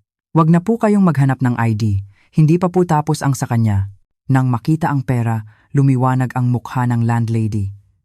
Sige. Basta bayad, walang problema. Ligtas naman dito." Pagpasok ko sa kwarto, isang kalawangin na kama at isang lumang lamesang plastik lang ang laman. Umupo ako sa gilid ng kama. Mula sa aking bag, kinuha ko ang isang lumang keypad phone at isang bagong SIM card na binili ko sa bangketa. Ito na ang magiging bago kong koneksyon sa mundo, Isang koneksyon na hindi kayang bakasin ni Marco. Mula sa kwartong iyon, tinawagan ko si Katrina. "Hello? Sino to?" Tanong ng boses niyang puno ng pag-iingat. "Ako to, Trina. Si Maya. Bago kong numero to. I-save mo. Pero wag mong lalagyan ng pangalan ko," mabilis kong sabi. "Diyos ko, Maya, pinag-alala mo ako. Anong nangyari?" Nanginginig kong ikinuwento ang lahat, ang sirang laptop, ang paghihinala ni Marco at ang aking bagong taguan. "Trina, nakuha ko ang listahan ng hatian at may nakita akong letrang W na may pinakamalaking porsyento. Sino siya?" Nanahimik si Katrina sa kabilang linya. "Maya," sabi niya, at ang boses niya ay naging mas seryoso. Nalaman ko na kung sino siya. Ang tunay niyang pangalan ay Isabel. Pero sa mundo ng negosyo, W ang tawag sa kanya. 26 anyos lang, pero hindi siya basta-bastang babae. Huminto siya sandali. Si Isabel ay ampon at kanang kamay ni Don Ricardo, ang big boss ng sindikato na kinabibilangan ng asawa mo. Siya ang utak sa likod ng mga peking charity at real estate companies. Siya ang nagpapatakbo ng lahat. Parang binuhusan ako ng malamig na tubig. Ang magandang babae sa parking lot ay hindi pala isang simpleng kabit. Siya ang amo. Siya ang reyna. Kaya pala, bulong ko. Naalala ang pagluhod ni Marco. Kaya pala takot na takot sa kanya si Marco. "Eksakto," sabi ni Trina. "Ang kalaban mo dito, Maya, ay hindi isang babaeng nang aagaw ng asawa. Ang kalaban mo ay isang henyo sa krimen, isang babaeng may kapangyarihan at walang puso. Gagawin niya ang lahat para protektahan ang imperyo niya." Nakatulala ako sa madilim na kwarto. Akala ko ang laban na ito ay para sa isang nasirang kasal. Ngunit ngayon, malinaw na. Ang laban na ito ay para sa aking buhay. Kinagabihan, sinabi ni Marco na may isang importanteng party na kailangan nilang daluhan. Isang pagtitipon ng mga pinakamalalaking pangalan sa mundo ng negosyo. Binigyan niya ako ng isang mamahaling itim na gown. Kailangan ko raw sumama para mapanatili ang kanilang imahe. Alam ko, papasok ako sa lungga ng mga leon. Ang party ay ginanap sa isang 5-star hotel. Nagniningning ang mga kandelabrang kristal, ang musika ay malumanay, at ang hangin ay puno ng amoy ng mamahaling pabango. Pumasok kami ni Marco, magkahawak kamay. Pilit akong ngumingiti habang ang aking mga palad ay pinagpapawisan. Bigla, isang malakas na boses ang tumawag. Isang lalaking nasa katanghalian ang edad, bulto ang katawan pero makisig pa rin, ang lumapit sa amin. Sa tabi niya, nakatayo si Isabel. Suot ang isang pulang bestida na litaw ang kanyang perpektong katawan, si Don Ricardo. At ang kanyang reyna, si Isabel. "Ricardo." "Isabel." Bati ni Marco. Bahagyang yumukod. Ang paggalang sa kanyang boses ay hindi maikakaila. Ngumiti si Don Ricardo at tinapik si Marco sa balikat, at saka siya tumingin sa akin. Ang kanyang mga mata ay matalas na, para bang binabasa ang aking kaluluwa. "At ito na siguro si Mrs. Maya. Ang ganda at talino mo ay sikat na sikat sa aming mundo." Ngumiti lang si Isabel. "Masyado kang mapagkumbaba, Ate Maya," sabi niya. Ang boses ay matamis pero puno ng lason. Asawa ng isang mahusay na si Marco at namamahala pa sa buong pananalapi ng kumpanya. "Imposibleng ordinaryo ka lang." Idiniin niya ang salitang pananalapi, isang malinaw na paalala tungkol sa mga pirma ko. Sa gitna ng party, nagpaalam ako na pupunta sa banyo. Habang naghihilamos, bumukas ang pinto. Pumasok si Isabel. Dahan-dahan siyang lumapit, nag-retouch ng kanyang pulang lipstick at saka tumingin sa akin sa pamamagitan ng salamin. "Ate Maya," sabi niya, ang boses ay malamig na. "Narinig ko kasing mahilig ka raw mag-usisa ngayon. Mahilig kang maghalungkat ng mga bagay na hindi mo dapat malaman." Nanigas ako. Alam na nila. Humarap ako sa kanya. "Ano ang gusto mong sabihin?" Isang malakas na tawa ang pinakawalan niya. Lumapit siya, ang mukha niya ay ilang pulgada na lang mula sa akin. "Isang paalala lang," bulong niya. "Bilang asawa, dapat matuto kang pumikit. Ang mga matatalino, sila ang unang namamatay. At tandaan mo, hindi lang ikaw ang mapapahamak. Pati ang pamilya mo sa probinsya. Madali lang naming mahanap." Nanikip ang dibdib ko sa galit at takot. Ang banta ay direkta at walang paligoy. Huwag mong idamay ang pamilya ko. Nagkibit-balikat siya. Nasa sayo yan. Sabihin mo sa asawa mo, turuan kanyang lumugar. At umalis siya. Iniwan akong nanginginig sa loob ng marangyang banyo. Pauwi, malakas ang buhos ng ulan. Ang katahimikan sa loob ng kotse ay nakakabingi. Puno ng galit, hindi ko na napigilan ang sarili ko. Itigil mo ang kotse, sigaw ko. Nagulat si Marco pero sinunod niya ako. Humarap ako sa kanya, ang luha ay nagbabadyang tumulo. Alam ko na ang lahat, Marco. Alam ko ang tungkol sa money laundering, sa mga peking pirma ko. Alam ko ang tungkol kay Isabel, ang babaeng tinatawag ninyong W. Namutla si Marco. Mahal, anong? Huwag mo akong tawaging mahal. Ganti ko. Niloko mo ako. Ginamit mo ako. Bakit, Marco? Bakit mo nagawa sa akin to? Bumagsak ang mga balikat ni Marco. Humagulgol siya na parang isang bata. Sa gitna ng kanyang mga hikbi, umamin siya. May utang ako, Maya. 50 milyon. Sa sugal, natigilan ako. Muntik na nila akong patayin. Si Don Ricardo ang nagligtas sa akin. Pero ang kapalit, kailangan kong magtrabaho para sa kanila. Wala akong pagpipilian. At ang pagpipilian mo ay idamay ako? Sigaw ko. Ginawa ko to para protektahan ka. Sabi niya. Gusto kong makaipon para makatakas tayo. Maniwala ka, mahal. Tumingin ako sa kanya, sa lalaking minahal ko, na ngayon ay isang estranghero. Ang ulan sa labas ay kasinlakas ng unos sa loob ng puso ko. Paano mo ako mapoprotektahan kung ikaw mismo ang nagtulak sa akin sa bangin? Pagkatapos ng gabing iyon sa kotse, ang aming tahanan ay naging isang malamig na kaharian ng katahimikan. Wala nang mga peking ngiti, wala nang mga pilit na yakap. Nabubuhay kami na parang dalawang anino sa loob ng iisang bahay. Si Marco ay mas laging wala, at kapag umuuwi, ang kanyang mukha ay guhit-guhit ng pagod at takot. Isang gabi, umuwi siya ng mas maaga. Dumiretso siya sa kusina kung saan ako naghahanda ng hapunan, isang hapunan na hindi ko alam kung sino ang kakain.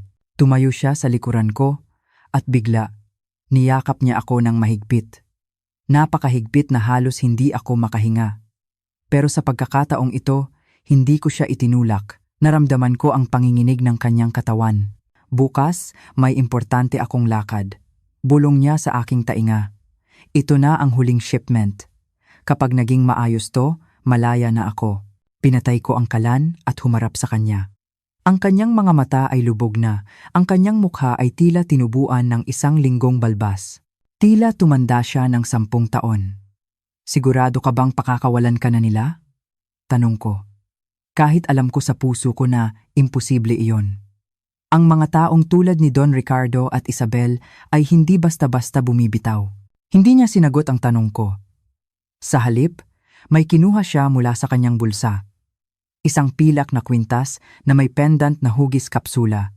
May mga ukit na disenyo. Ito ang kwintas na ibinigay niya sa akin noong 2nd anibersaryo namin. Sabi niya, isa raw itong anting-anting, isang agimat na magbibigay ng proteksyon. Dahan-dahan niyang isinuot ito sa leeg ko. Ang malamig na metal ay dumampi sa aking balat. Ipangako mo sa akin, Maya, sabi niya, ang boses ay seryosong-seryoso. Mula ngayon, hinding-hindi mo ito huhubarin. Kahit maligo ka o matulog, dapat suot mo to. Bakit? Tanong ko, hinahaplos ang malamig na pendant. Tumingin siya ng malalim sa aking mga mata. Ang tingin niya ay puno ng pagmamakaawa at desperasyon. Huwag mo nang tanungin kung bakit. Basta alamin mo lang na poprotektahan ka niyan at kung may mangyari sa akin o kung dumating ang mga pulis, basagin mo ang pendant na yan. Nasa loob niyan ang insurance mo. Ang nag-iisang paraan para makaligtas ka. Natigilan ako. Hindi pala ito isang ordinaryong alahas. Matagal na pala niyang pinaghandaan ang araw na ito. Bago ko pa man malaman ang lahat, may balak ka bang gawin na hindi maganda? Nanginginig kong tanong. Umiling si Marco. At isang mapait na ngiti ang sumilay sa kanyang mga labi. Nag-iingat lang ako. Patawad sa lahat, Maya. Kung may susunod na buhay, babawi ako. Sa buhay na to, utang ko sa iyo ang isang payapang mundo. Pagkasabi noon, bumitaw siya at mabilis na pumasok sa kwarto para mag-empake. Kinabukasan, paggising ko, malamig na ang kabilang bahagi ng kama. Nakaalis na siya, walang paalam. Napahawak ako sa anting-anting sa aking leeg. Ang bigat nito ay parang bigat ng buhay ng asawa ko. Tumingin ako sa labas. Ang langit ay kulay abo at madilim. May kutob akong ang lakad niyang ito ay isang lakad na walang balikan. Buong araw, wala ako sa sarili. Ang mga huling salita ni Marco ay paulit-ulit na umuugong sa aking isipan. Alam kong papunta siya sa isang patibong. Akala niya kapag natapos ito ay malaya na siya. Ngunit alam ko ang ugali ng mga kriminal. Kapag ang isang piyesa ay wala ng silbi o kapag marami na itong nalalaman, itinatapon ito. Hindi ako pwedeng maghintay na lang sa balita ng kanyang pagkamatay. Kailangan kong kumilos. Hindi para iligtas ang aming basag na pagsasama, kundi para iligtas ang buhay ng isang taong naligaw ng landas. Pagka-out sa opisina, tinawagan ko si Katrina. Trina, tulungan mo akong makipag-ugnayan sa pulis. Sa Economic Crime Unit. Gusto kong makausap ang namamahala sa kaso na to. Sigurado ka na ba, Maya? Nag-aalangang tanong ni Trina. Kapag tumapak ka na sa presinto, wala nang balikan. Kalaban mo na ang asawa mo sa mata ng batas. Alam ko, sagot ko, bumubuhos ang luha pero ang boses ko ay matatag. Pero mas gugustuhin ko pang makita siyang makulong kaysa makita siyang mamatay sa kamay ng mga yon. Isang oras ang lumipas. Nasa isang tahimik na coffee shop na ako sa labas ng siyudad ayon sa plano ni Katrina. Sa harap ko ay si Kapitan Reyes, ang hepe ng Economic Crime Unit. Isang lalaking 2 taon nang nagmamanman sa sindikato ni Don Ricardo. Nasa 40s na siya, seryoso ang mukha, matalas ang tingin pero mapagkakatiwalaan. Ginang Maya, salamat sa iyong kooperasyon, sabi niya. Alam naming mahirap ang sitwasyon mo, pero makakaasa kang may konsiderasyon ang batas para sa mga taong gustong magbago at tumulong. Kinuha ko mula sa aking bag ang USB na kinopya ko mula sa laptop ni Marco at ipinatong sa mesa. Nandyan po ang lahat ng ebidensya. Ang mga peking dokumento, ang listahan ng hatian. Sana po makatulong yan. Tumingin si Kapitan Reyes sa USB, lumiwanag ang kanyang mga mata. Ito na ang kulang sa amin. Alam namin ang operasyon, pero napakatalino nila. Mahirap patunayan dahil sa mga account sa ibang bansa. Dahil dito, may basehan na kami para kumilos. Pero, Kapitan, nag-aalangan kong sabi. Ang asawa ko po, napilitan lang siya. Dahil sa utang, naiintindihan ko, tumango si Kapitan Reyes. Isa sa alang-alang namin ang lahat ng iyan. At ang paglapit mo sa amin ay isang malaking tulong para sa inyong dalawa. Ngunit, Ginang Maya, para maging matagumpay ang operasyong ito, kailangan namin ng tulong mo sa isang huling bagay. Ano po yon? Kasalukuyang nasa isang transaksyon si Marco. Kailangan namin siyang mahuli sa akto para may matibay na ebidensya. Tawagan mo siya, kumbinsihin mo siyang umuwi o pumunta sa isang lugar kung saan ligtas namin siyang madarakip. Nanlamig ang buo kong katawan. Gusto niyang gawin akong pain. Gusto niyang ako mismo ang maglagay sa asawa ko sa kulungan. Tumingin ako sa USB at saka hinawakan ng kwintas sa aking leeg. Ngunit nang maalala ko ang mapagmataas ng ngiti ni Isabel at ang desperadong mga mata ni Marco, alam kong wala na akong ibang pagpipilian. Pumapayag po ako. Sabi ko, halos pabulong. Gagawin ko po ang lahat para matapos na to. Ayon sa plano, umuwi ako at naghanda ng isang espesyal na hapunan. Nagluto ako ng sinigang na baboy at pritong galunggong, ang mga paborito niyang pagkain noong nagsisimula pa lang kami. Habang naghihiwa ako ng mga sangkap, ang tunog ng kutsilyo sa sangkalan ay parang isang malungkot na awit. Nag-text ako sa kanya, umuwi ka, nagluto ako ng paborito mo. May importante akong sasabihin. Naupo ako sa harap ng hapagkainan, pinagmamasdan ang unti-unting paglamig ng pagkain. Ang bawat tiktak ng orasan ay parang isang martilyong pumupukpok sa aking dibdib. Halos 10:00 na ng gabi nang marinig ko ang pagbukas ng pinto. Pumasok si Marco, mukhang pagod na pagod, amoy alak at gusot ang damit. Nang makita niya ako at ang nakahandang pagkain, isang kislap ng gulat at saya ang dumaan sa kanyang mga mata. Bakit hindi ka pa kumakain? Hinintay mo pa ako. Tumayo ako, maghugas ka na ng kamay, kakain na tayo. Naupo siya at nagsimulang kumain. Pagkatapos ng unang subo, Huminto siya. Ang mga mata ay namumula. Ang sarap. Matagal na akong hindi nakakain ng luto mo. Kahit anong mamahaling pagkain sa labas, iba pa rin ang sinigang mo. Pinanood ko siyang kumain na parang isang gutom na bata. Ang puso ko ay parang pinipiga. Alam kong ito na marahil ang huli niyang desenteng hapunan sa mahabang panahon. Pagkatapos niyang kumain, biglang isang malakas na katok ang narinig sa pinto. Akmang tatayo si Marco nang biglang bumukas ang pinto. Si Kapitan Reyes at ang kanyang mga tauhan ay sumugod papasok. Marco Sandoval, arestado ka para sa kasong money laundering at pandarambong. Malakas na sabi ni Kapitan Reyes, kasabay ng malamig na pagkalansing ng posas sa mga kamay ng asawa ko. Hindi pumalag si Marco. Tila inaasahan na niya ang araw na ito. Tumingin siya sa akin. Nakasandal ako sa pader. Umiiyak, hindi kayang salubungin ang kanyang tingin. Inaasahan ko ang galit, ang pagkasuklam, ngunit wala. Tumingin siya sa akin, at ang kanyang mga mata ay kalmado. Habang iginagapo siya, isang malungkot na ngiti ang sumilay sa kanyang mga labi. Isang ngiti ng kaluwagan, patawad, at salamat. Bulong niya, sapat lang para marinig ko. Isinara ang pinto, dala ang anino ng lalaking minahal ko, at sinira ako. Napaluhod ako sa sahig. Ang sirena ng mga pulis ay umalingaw-ngaw sa gabi. Isang hudyat na ang tunay na bagyo ay nagsisimula pa lamang. Kinabukasan, ipinatawag ako sa presinto. Dinala ako ni Kapitan Reyes sa isang silid na malamig at walang laman. Hindi siya nagsasalita. Sabi ng kapitan, ang mukha ay seryoso. Isa lang ang sinasabi niya, hindi siya sasagot sa anumang tanong hanggat hindi kanya nakakausap. Dinala nila ako sa isang silid kung saan isang makapal na salamin ang naghihiwalay sa amin. Naroon si Marco sa kabilang panig, suot ang kulay kahel na damit ng bilanggo, ang buhok ay magulo. Pagkakita niya sa akin, dali-dali niyang dinampot ang telepono. Kinuha ko rin ang sa akin. Maya, sabi niya sa kabilang linya. Ang boses ay nanginginig. Nasa'yo pa ba yung kwintas na binigay ko? Tumango ako, hinawakan ang anting-anting sa aking leeg. Oo, suot ko pa.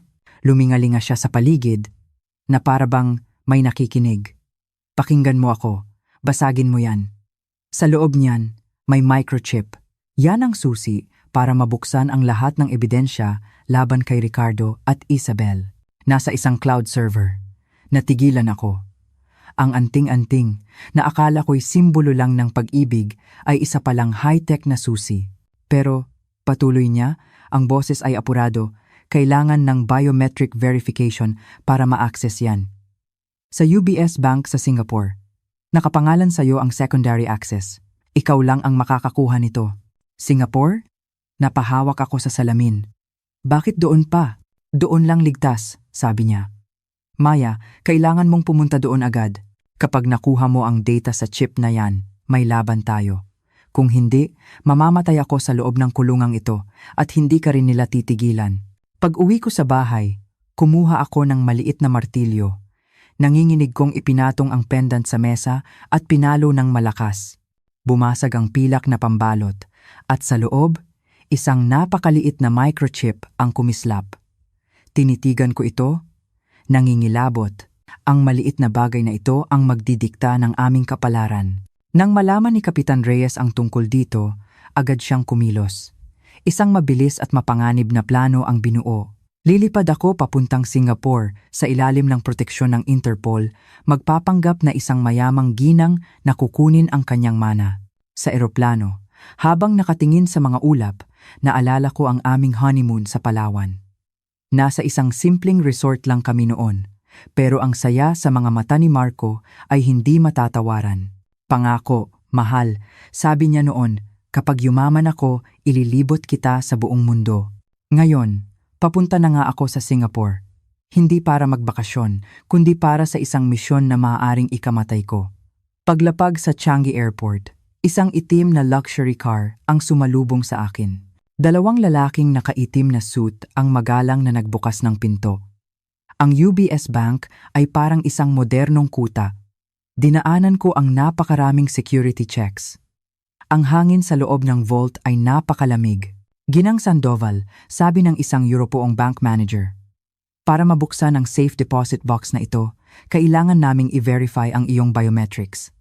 Pakilagay ang iyong hinlalaki sa scanner.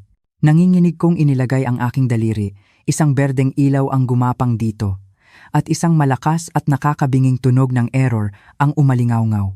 Isang pulang mensahe ang lumitaw sa screen. Access denied. Nanigas ang puso ko. Kumunot ang noo ng manager, ang tingin niya sa akin ay puno na ng pagdududa. Ginang, mukhang may problema. Hindi tugma ang fingerprint ninyo sa pangunahing may-ari ng account. Ako ang secondary beneficiary, pilit kong ipinaliwanag. May sakit ang asawa ko kaya hindi siya makapunta. Kung ganoon, sabi ng manager, ang kanyang kamay ay unti-unti nang gumagalaw patungo sa alarm button sa ilalim ng kanyang mesa, kailangan namin ng emergency authorization code. Code? Wala akong alam na code. Ang utak ko ay naghalo-halo. Kung hindi ko maibibigay ang tamang code sa loob ng ilang segundo, huhulihin ako. Pumikit ako. Inisip ko si Marco. Sentimental siya. Ang aming anniversary? Ang birthday niya? Imposible. At bigla, naalala ko ang 25 na kaarawan ko. Niyakap niya ako at sinabing, "Ikaw ang pinakamahalagang bagay sa buhay ko. Lahat ng sa akin ay sayo." Huminga ako ng malalim at isinugal ang lahat sa isang hula. Ang code po ay, ang aking kaarawan. Pero, pabaliktad. Tinipa ng manager ang mga numero. Katahimikan. At bigla, isang malakas na CLICK ang narinig. Bumukas ang mabigat na pinto ng safe deposit box. Ngumiti ang manager. Verification successful. Paumanhin po sa abala, Ginang Sandoval. Napahinga ako ng maluwag, ang aking mga tuhod ay halos bumigay. Marco, kahit sa ganitong sitwasyon, ang pagmamahal mo pa rin sa akin ang naging susi. Sa loob ng kahon, wala itong lamang ginto o pera. Isang maliit na memory card at isang nakatuping dokumento lang ang laman nito. Binuksan ko ang dokumento. Ito ang orihinal na listahan ng lahat ng transaksyon, ang matibay na ebidensya laban kay Don Ricardo. Ngunit ang nagpaiyak sa akin ay ang isang sulat na nakasiksik sa huling pahina. Sulat kamay ni Marco. Ang pamilyar niyang sulat noong sinusuyo pa niya ako. Nanginginig kong binuksan ang liham. Mahal kong Maya, kung binabasa mo ito, ibig sabihin wala na ako sa labas o mas malala, wala na ako sa mundong ito. Patawarin mo ako sa pagkaladkad ko sa iyo sa impyernong ito.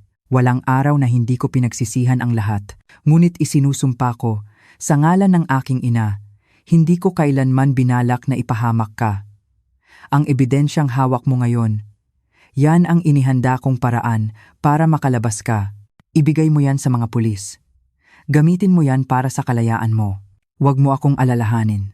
Lalaki ako, kasalanan ko to, haharapin ko to. Basta't ligtas ka at masaya.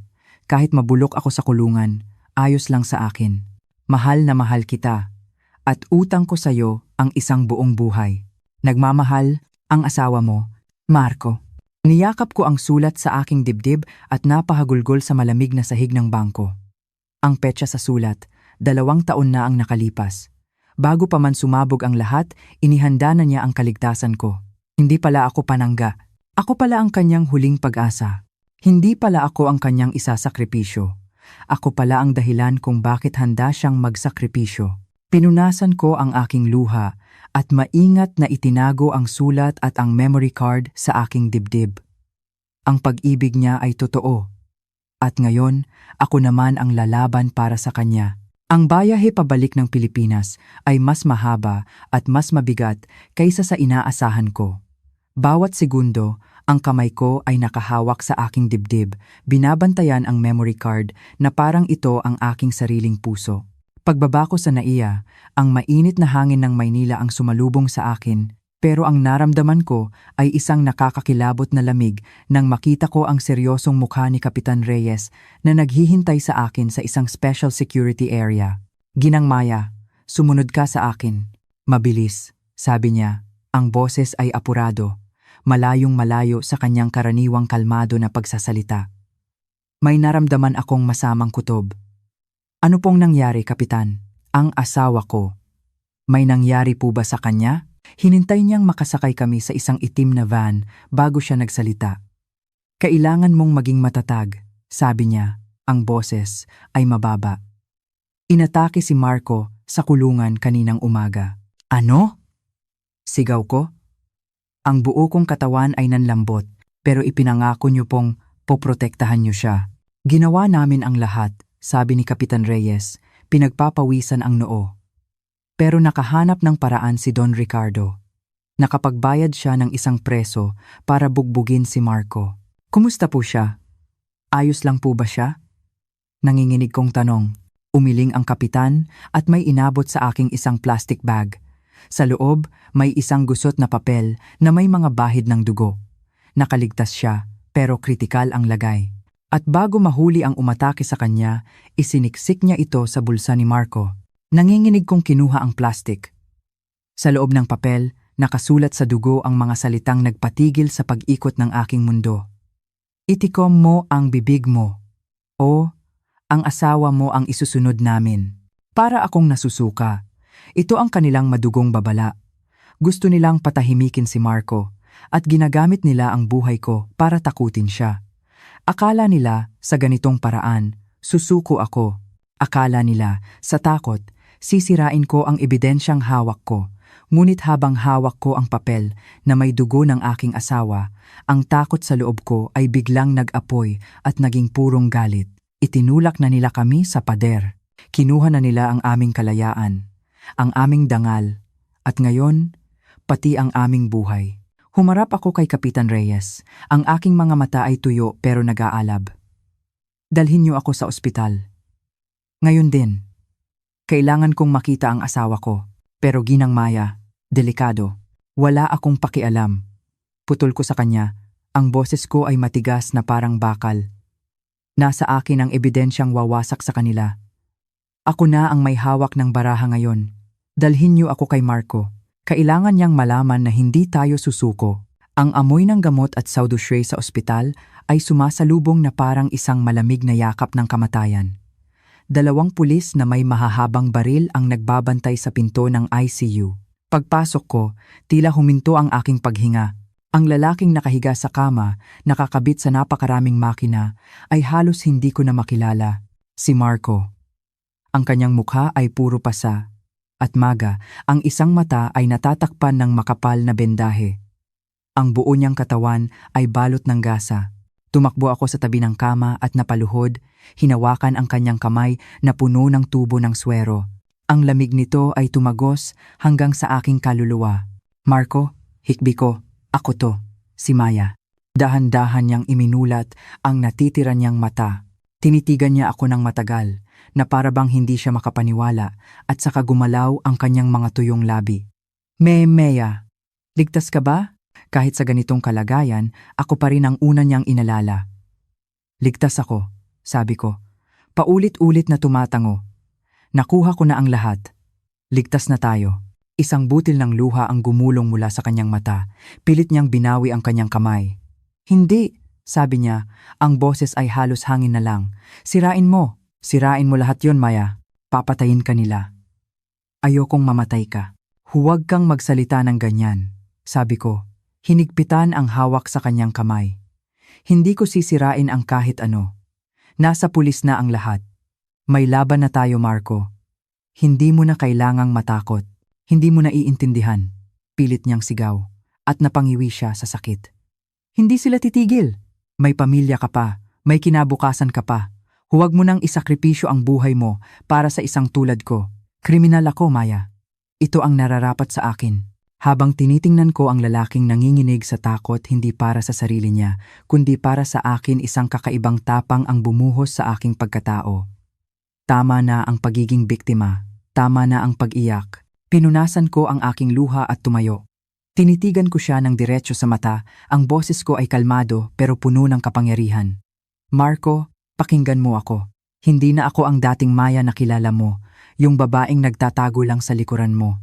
Ginamit mo ang buhay mo para protektahan ako. Ngayon, hayaan mong gamitin ko ang tapang ko para ipaglaban ang hustisya para sa'yo. Yumuko ako at hinalikan ang kanyang noo na puno ng sugat. Nagkamali tayo, pero hindi tayo duwag. Hindi ko hahayaang masayang lang ang sakripisyo mo. Haharapin natin to ng magkasama. Sa korte. Handa ka bang tumayo sa tabi ko? Tinitigan ako ni Marco at sa kanyang pagod na mga mata nakita ko ang gulat na unti-unting napalitan ng paghanga at tiwala. Dahan-dahan, isang pagod pero matatag na ngiti ang sumilay sa kanyang maga na labi. Hinigpitan niya ng bahagya ang hawak sa aking kamay. Oo, bulong niya. Lalaban tayo. Nang magkasama. Sa sandaling iyon, sa gitna ng amoy ng gamot at sakit, naramdaman ko ang isang bagong ugnayan sa pagitan naming dalawa. Hindi na ito ang nasirang pag-ibig ng mag-asawa. Ito ay ang tibay ng dalawang taong magkakampi, na sabay natatawid sa apoy para hanapin ang liwanag. Ang araw ng paglilitis ay dumating kasabay ng isang madilim at maulang umaga. Ang langit sa Maynila ay kulay abo, ngunit sa labas ng korte, daan-daang mamamahayag at usisero ang nagkukumpulan, lumilikha ng isang magulong eksena. Sa loob ng korte, ang tensyon ay halos hinihiwa ng kutsilyo. Nang ako na ang tinawag para tumestigo, lahat ng mata ay nakatutok sa akin. Ang abogado ni Don Ricardo, isang tanyag at tusong tao, ay tumayo. Ginang Sandoval, simula niya, ang boses ay puno ng pang-uuyam. Sinasabi mong ginawa mo ito para sa hustisya, ngunit hindi ba't totoo na ikaw ang nakapangalan sa maraming ari-arian?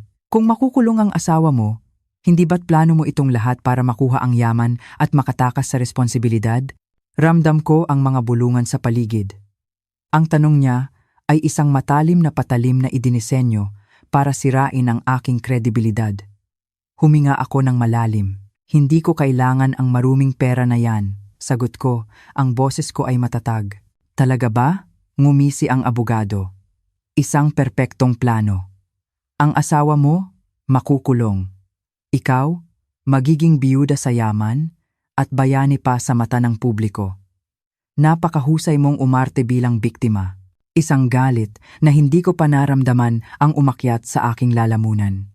Itinuro ko si Aling Nita, na nakaupo sa isang sulok, nanginginig. Nakikita niyo po ba ang babaeng yan? Sabi ko, ang boses ko ay umalingaw-ngaw sa buong silid. Ang anak niya, 25 anyos, ay nabubulok ngayon sa kulungan para sa kasalanang hindi niya ginawa, para lang pagtakpan ang mga kliyente ninyo. Ang pamilya niya, wasak. Nag-report ako hindi dahil sa pera. Ginawa ko ito dahil ayoko nang may isa pang pamilyang masira, tulad ng pamilya ni Aling Nita at tulad ng sarili kong pamilya.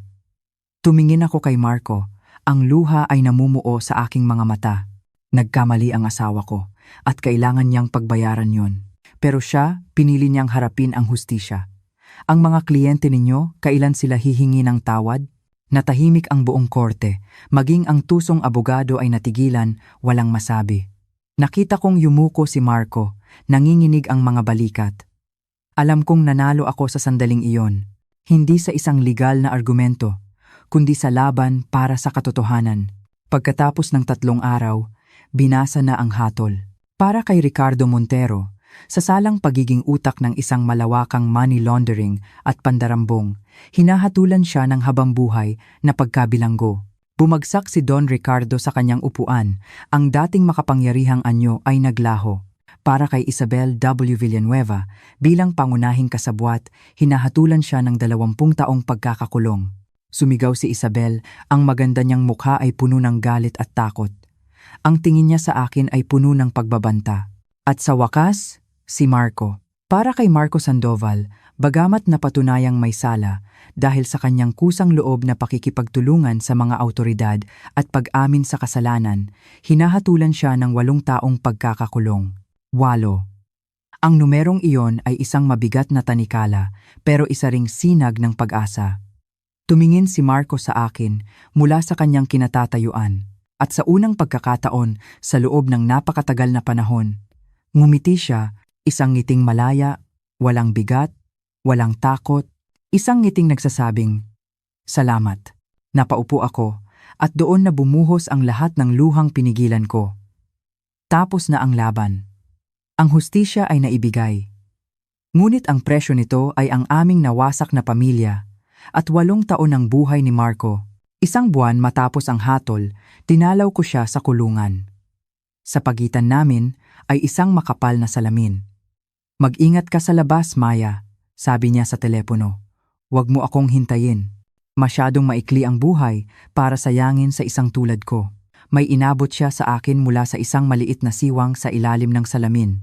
Isang lumang sobre. Sa loob, isang pirmadong divorce paper. Tiningnan ko ang petsa sa tabi ng kanyang pirma. 2 taon na ang nakalipas. Bago pa man niya ako lokohin, bago pa man niya ako idamay, pinirmahan na niya ito. Inihanda na niya ang aking kalayaan. Lahat ng ari-arian natin na galing sa malinis na paraan, na ilipat ko na sa pangalan mo noon pa, sabi niya. Ang boses ay garalgal. Ligtas yon. Gamitin mo para magsimula ulit. Bakit? Bakit hindi mo sinabi? Tanong ko. Ang luha ay tumutulo sa papel. Dahil makasarili ako, sabi niya. Gusto pa kitang makasama, kahit isang araw pa. Pero ngayon, kailangan na kitang palayain. Pirmahan mo na yan, Maya, maging masaya ka. Tumunog ang bell. Hudyat na tapos na ang oras ng dalaw. Inilapat niya ang kanyang palad sa salamin. Paalam, Maya. Mabuhay ka ng masaya. At tumalikod siya. Ang kanyang anino ay dahan-dahang nilamon ng dilim ng pasilyo. Paglabas ko sa kulungan, ang langit ay maliwanag at asul. Hawak ko ang divorce paper. Hindi ko ito pinunit. Maingat ko itong itinupi at isinilid sa aking bag. Sumakay ako sa aking kotse at nagmaneho palayo patungo sa papalubog na araw. Hindi ko alam kung ano ang mangyayari sa hinaharap. Hindi ko alam kung maghihintay ako. Pero alam ko, sa sandaling ito, malaya na ako. Malaya sa galit, malaya sa sakit. Isang bagong buhay ang naghihintay. At sa wakas, pagkatapos ng napakahabang paglalakbay sa dilim, natagpuan ko na rin ang aking sariling fire exit.